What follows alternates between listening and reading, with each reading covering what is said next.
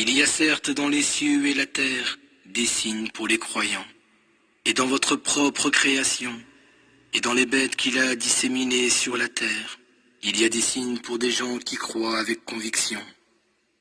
Dans l'alternance de la nuit et du jour, et dans la subsistance que Dieu fait descendre du ciel, et par laquelle il redonne vie à la terre, après qu'elle ait été morte, et dans les vents changeants, il y a en tout cela des signes pour un peuple qui raisonne. Tels sont les signes de Dieu que nous te récitons en toute vérité. Alors dans quelles paroles croiront-ils après avoir rejeté Dieu et ses signes?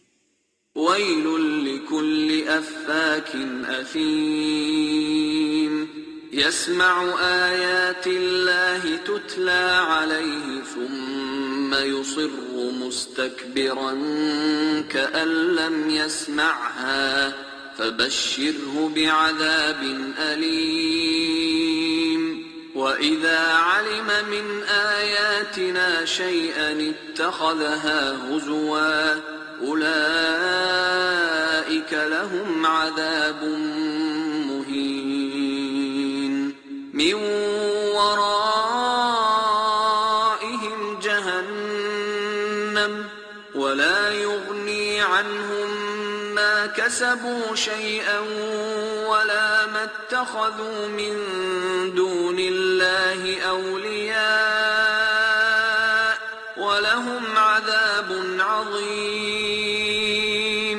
هذا هدى والذين كفروا بآيات ربهم لهم عذاب من رجز أليم. Malheur à tout imposteur et pécheur, à qui sont récités les signes de Dieu, et qui persiste dans son arrogance, comme s'il ne les avait jamais entendus. Annonce-lui donc un douloureux châtiment. Si la connaissance de quelques-uns de nos signes, il les tourne en dérision, celui-là subira un châtiment humiliant. L'enfer est à leur trousse, et ce qu'ils auront acquis ne leur profitera point, pas plus que ceux qu'ils auront pris comme alliés en dehors de Dieu. Ils recevront un terrible châtiment. Ce Coran est une guidance, et ceux qui ne croient pas aux signes de leur Seigneur, un supplice douloureux les attend. الله الذي سخر لكم البحر لتجري الفلك فيه بأمره ولتبتغوا من فضله ولعلكم تشكرون وسخر لكم ما في السماوات وما في الأرض جميعا منه إن في ذلك لآيات لقوم يتفكرون. C'est Dieu qui vous a soumis la mer afin que les vaisseaux y voguent par son commandement et afin que vous partiez en quête de sa grâce. Peut-être serez-vous reconnaissant. Il vous a soumis tout ce qui est dans les cieux et sur la terre et tout procède de lui. قل للذين آمنوا يغفروا للذين لا يرجون أيام الله ليجزي قوما بما كانوا يكسبون من عمل صالحا فلنفسه ومن أساء فعليها ثم إلى ربكم ترجعون. En cela, il y a certainement des signes pour les gens qui réfléchissent. Dis à ceux qui croient de pardonner à ceux qui n'espèrent pas voir arriver les jours de Dieu, afin qu'il rétribue chaque peuple selon ce qu'il aura acquis. Quiconque fait de bonnes œuvres, c'est pour son propre bien, et quiconque fait le mal, agit contre lui-même, puis vous serez tous ramenés vers votre Seigneur. Salam alaikum wa rahmatullahi wa barakatuh. Que la paix soit sur vous ainsi que la miséricorde et la bénédiction. Donc bienvenue sur notre chaîne YouTube. Mes frères et sœurs et vous qui n'êtes pas encore musulmans. Donc cet audio par rapport au pourquoi. Pourquoi le système combat l'islam, fait même la guerre à l'islam et aux musulmans. Car avec tous les problèmes qu'il y a, bien sûr la crise sanitaire qui perdure encore, qui a sévi pendant près de 2 ans et qui perdure encore. Tous les problèmes du quotidien, hein, tous les problèmes de dépression, de suicide, de mal-être qu'ont les gens, les pertes d'identité, de valeur qu'ont les peuples occidentaux et notamment le peuple français. Car pour revenir aussi par rapport à ce reportage hein, qui fait encore beaucoup causer et qui fait couler beaucoup d'encre à charge de Zone Interdite, pendant qu'ils ont fait ce reportage, il y a eu de l'exil fiscal, il y a eu du blanchiment d'argent, il y a eu des détournements de fonds faits par des politiques ou par des industriels ou par des investisseurs ou des PDG. Il y a un phénomène de suicide chez la police. Donc, il y a une quinzaine à peu près, au moment où je vous parle, de suicides, plus ou moins une quinzaine de suicides dans la police, avec leur arme de service parfois. Et on voit bien qu'il y a un mal-être profond. Des viols, des agressions se sont passés pendant qu'ils ont fait ce reportage diabolique à charge, où il n'y a aucun argument d'ailleurs. Des agressions, des viols, il y a eu de la corruption de manière générale, des gens se sont suicidés, des gens sont en dépression, des gens ont perdu leur logement, ont perdu leur travail, des gens ont perdu des membres de leur famille. Il y a eu plein d'épreuves et de soucis pendant qu'ils ont fait ce reportage à charge qui n'intéressent personne, qui n'intéressent pas le problème des Français de manière générale, car ils ont beaucoup d'autres problèmes à affronter, bien évidemment. Et je voudrais commencer aussi par parler que beaucoup de musulmans, et même certains prédicateurs ou imams, se trompent un petit peu sur le diagnostic. Parce que beaucoup disent, oui, c'est pour faire diversion. Bon, le fait de parler justement de l'islam, par rapport à tous les problèmes que je vous ai énumérés, on parle de l'islam, on fait des débats inutiles, stériles, sur l'islam, sur les musulmans, sur le voile, sur les mosquées, sur des boucheries halal, sur des librairies, voilà. Et beaucoup de musulmans disent, c'est une diversion pour ne pas parler des vrais problèmes. Naam, c'est vrai. Il y a aussi ça permet aussi de ne pas parler de vrais problèmes profonds sociétals qui sont dus à ce système en plus. C'est-à-dire, tous ces problèmes que je vous ai énumérés, de détournement, d'exil, de viol, d'exil fiscal, de viol, d'agression, de perte de pudeur, de détérioration des mœurs, la corruption, etc., sont dus à leur système justement athée, anti-religieux, basé sur la frime, l'ostentation, le moi-je, l'individualisme, le consumérisme et l'athéisme de masse. Donc tous ces problèmes sont dus à leur système justement, où on pousse les gens à aller justement dans l'alcool, la drogue, les jeux d'argent, donc qui ensuite ramènent de la dépendance, ensuite de la dépression et malheureusement parfois des suicides. Et bien sûr, c'est une sorte de diversion de parler de l'islam. Mais je pense que c'est beaucoup plus profond et subtil.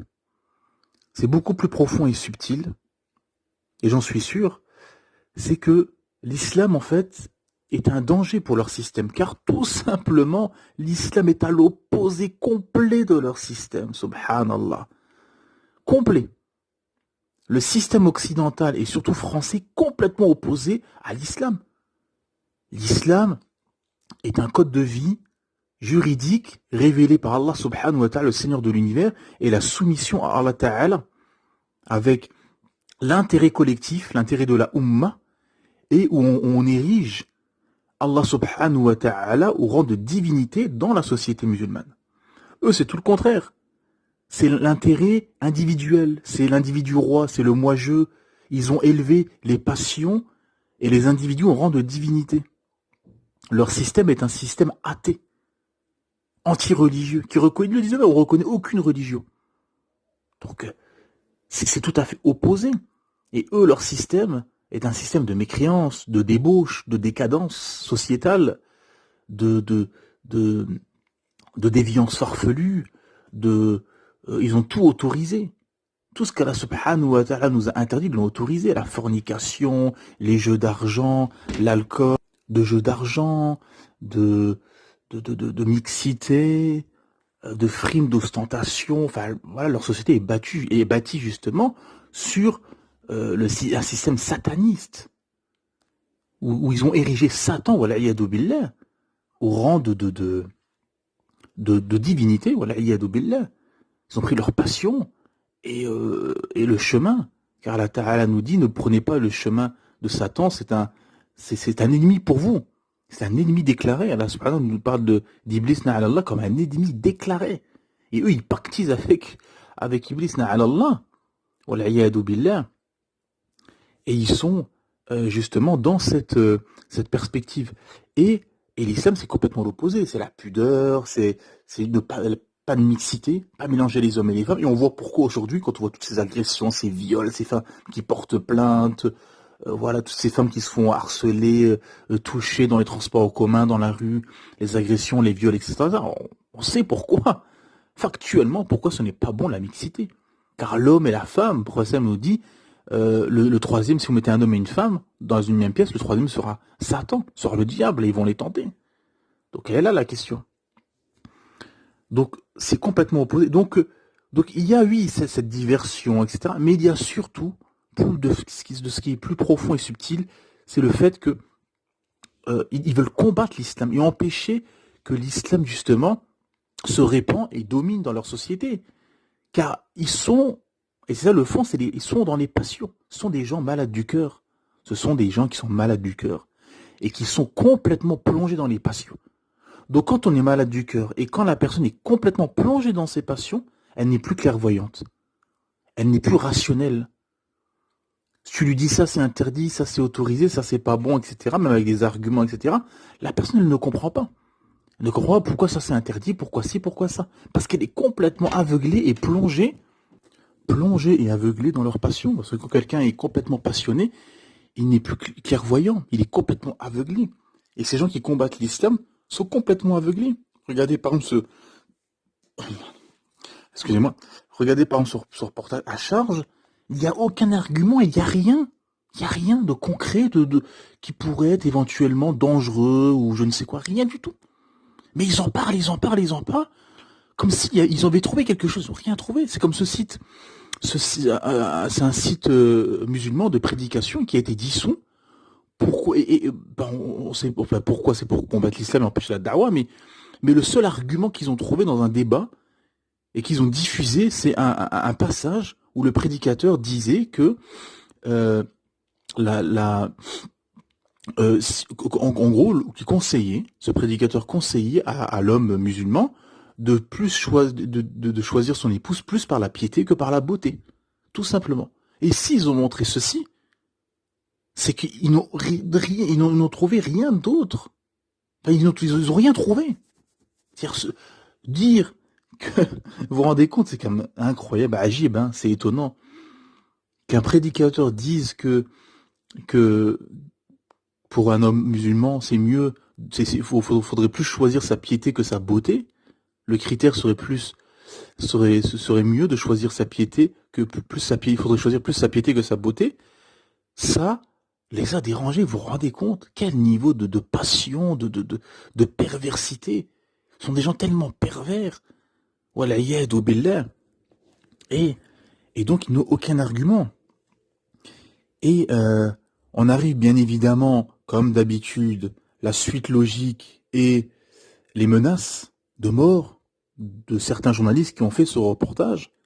Qui, quoi, où, quand, on ne sait pas. Il n'y a pas de preuves, il n'y a pas d'arguments, on ne sait pas qui. N'importe quel ennemi de l'islam peut faire un faux compte et menacer de mort je ne sais qui, ou dire de vouloir faire la guerre ou tuer n'importe qui au nom de l'islam. Et c'est un ennemi de l'islam qui dit ça, donc n'importe qui peut faire ça. Comme contre n'importe qui. N'importe qui peut se faire passer pour n'importe qui pour combattre n'importe quoi. Tout ceci est irrationnel, vous vous rendez compte? Des menaces de mort et mettre hop, on nous sort ça, et la victimisation, les menaces, etc. Donc on voit que tout est ficelé au niveau des ruses. Tout est ficelé, subhanallah. Mais Allah subhanahu wa ta'ala nous dit innahum yakiduna kaïda wa akiduna kaïda. Eux, on leur ruse, mais Allah subhanahu wa ta'ala a son plan, a son stratagème. Et regardez par exemple cette réflexion que j'ai eue, où quand il y avait eu les attentats, à l'époque, sur les terrasses de café, de restaurants, salles de concert, stades de foot, etc., ils ont voulu, premièrement, que les Français se retournent contre les musulmans qui habitent en France, et en même temps, ils voulaient faire croire ou sous-entendre que des musulmans terroristes, je ne sais quoi, voudraient empêcher les Français de vivre comme d'habitude et de poursuivre leurs distractions, leurs passions, d'aller au restaurant, d'aller au café, d'aller dans les salles de concert et d'aller dans les stades de foot. Et ironie du sort, et incroyable, subhanallah al-azim, c'est que ces mêmes politiques qui ont rusé en faisant croire ceci, c'est eux-mêmes, subhanallah, qui ont empêché les gens, factuellement, d'aller au restaurant, au café, dans les salles de concert ou dans les stades de foot, via les restrictions sanitaires. Subhanallah, Allahu Akbar. Subhanallah al-azim. Ils rusent, mais leur ruse est daïf, est faible, subhanallah al-azim. Regardez, c'est comme extraordinaire de vouloir faire croire que c'est les musulmans soi-disant, je ne sais quoi, qui voudraient empêcher les Français de vivre. Et finalement, ce sont eux-mêmes, ces politiques athées, anti-islam, qui ont fait des lois pour empêcher les gens d'aller poursuivre leur distraction, et encore jusqu'à aujourd'hui, où il faut un pass, etc., via les restrictions sanitaires. Subhanallah, Allahu Akbar. Et donc voilà, il y a ces ruses de justement qu'il y aurait des menaces de mort, etc. C'est possible, il n'y a pas de... Voilà. Mais qui les fait? Elle est là la question. N'importe quel ennemi peut se faire passer pour n'importe qui, pour combattre n'importe quoi, comme je l'ai dit. Donc ça n'a pas de sens.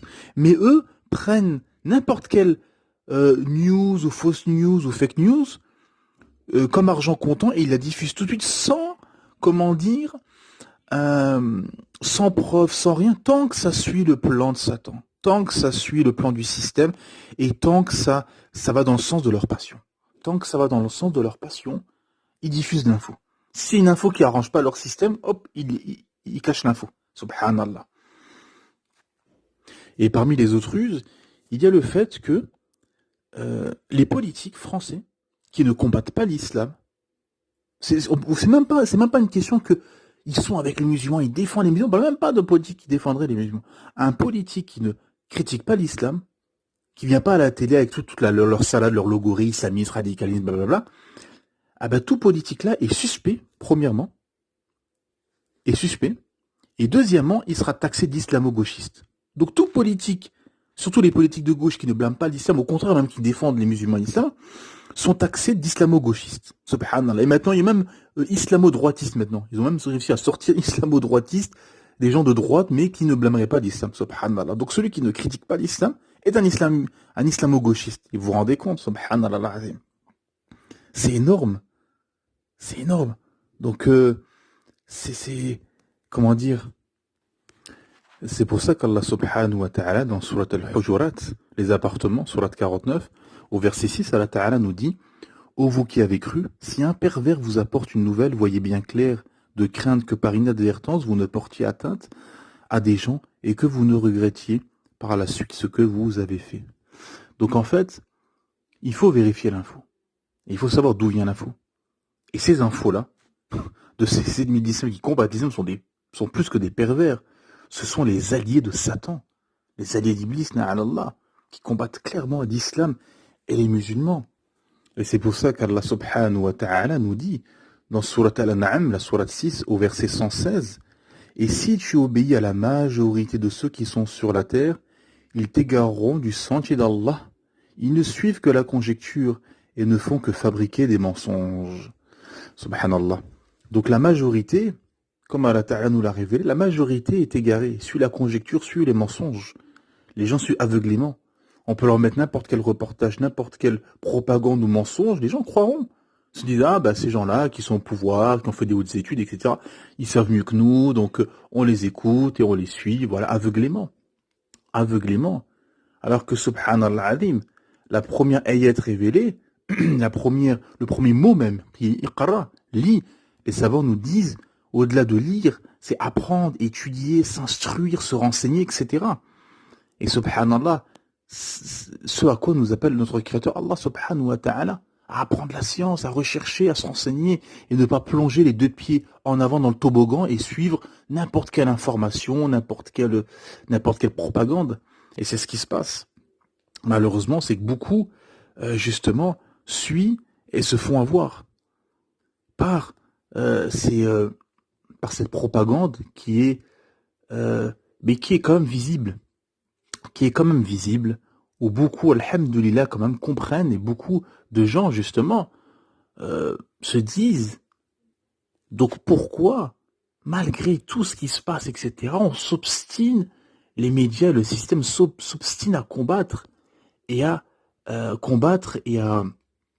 faire de la propagande anti-islam, subhanallah. Et beaucoup, alhamdoulilah, se renseignent et embrassent l'islam, alhamdoulillahi rabbil alamin. Allah ta'ala guide qui il veut. Allah subhanahu wa ta'ala guide qui il veut. Et c'est lui, le Seigneur de l'univers, Allah subhanahu wa ta'ala. Et c'est pour ça qu'il faut être patient, tenir, subhanallah al-azim, et revenir en période de trouble, ce que nous disent les savants, dans n'importe quelle période, et dans les périodes de trouble, il faut revenir au Coran et à la Sunna. Revenir au livre d'Allah subhanahu wa ta'ala qui nous a révélé, qui nous fait tout comprendre. Subhanallah al-azim. Comme les savants disent, il faut regarder Dunya avec le Coran, avec les lunettes du Coran. Le Coran, c'est un guide, c'est une guidance. Ce Coran est une guidance pour l'humanité. Et dans ce Coran, il y a toute réponse à toute problématique, subhanallah al-azim. Et toute réflexion, pourquoi ici, beaucoup de musulmans disent, mais pourquoi ils nous combattent, etc. Mais parce que tu es dans la vérité, subhanallah, barakallahu fikum. Vous êtes dans la vérité, subhanallah, c'est pour ça qu'ils vous combattent. Ils ne combattent pas les autres, notamment les traditions. On nous sort, oui, les traditions, nos coutumes, nos mœurs, etc. Quand ils ont fait ce reportage par un Roubaix, on disait, regardez, c'est plus nos habitudes, nos coutumes.